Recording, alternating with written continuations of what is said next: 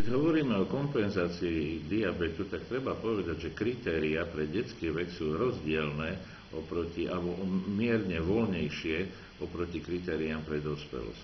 Lebo všetky veľké štúdie, na základe ktorých sa stavali tie kritériá a určovali, boli robené na dospelých ľuďoch. To je jedna vec.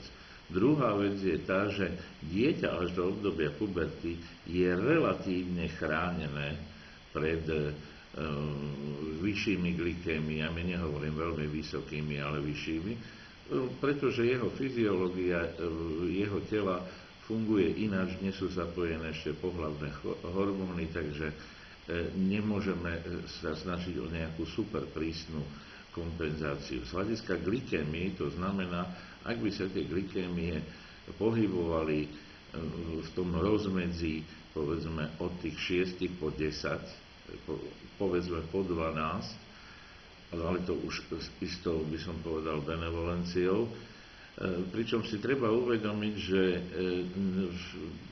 veľkú rolu hrajú práve aj tie nižšie glykémie, lebo napríklad v bežnej praxi my považujeme hodnotu glykémie 4,7 mmol za normálnu, ale je nemálo dokazov, že už pri tejto glykémii sa začínajú aktivovať tie tzv. Protiinzulínové, teda kontrainzulárne hormóny, ktoré potom vyženú tú glykémiu do vysokých hodnot.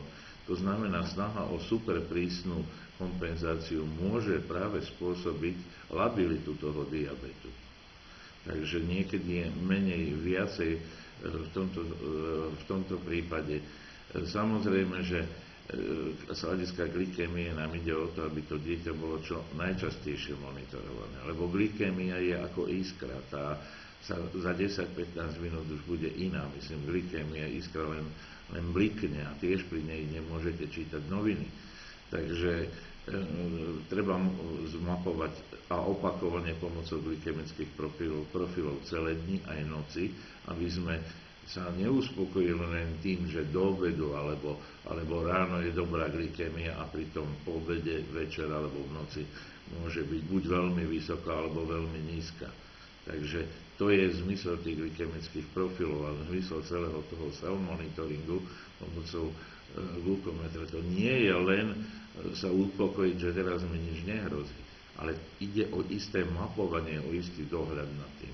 Samozrejme máme aj druhý parameter, to je glykovaný hemoglobín, ktorý nám ukazuje istú takú prierezovú situáciu za obdobie posledných 3 mesiacov. Je to vlastne cukor naviazaný na hemoglobín, aj červené krvné farbivo, pretože červená krvinka žije zhruba 3-4 mesiace, tak čo sa na ňu naviaže, to je akýmsi ukazovateľom toho, čo sa dialo.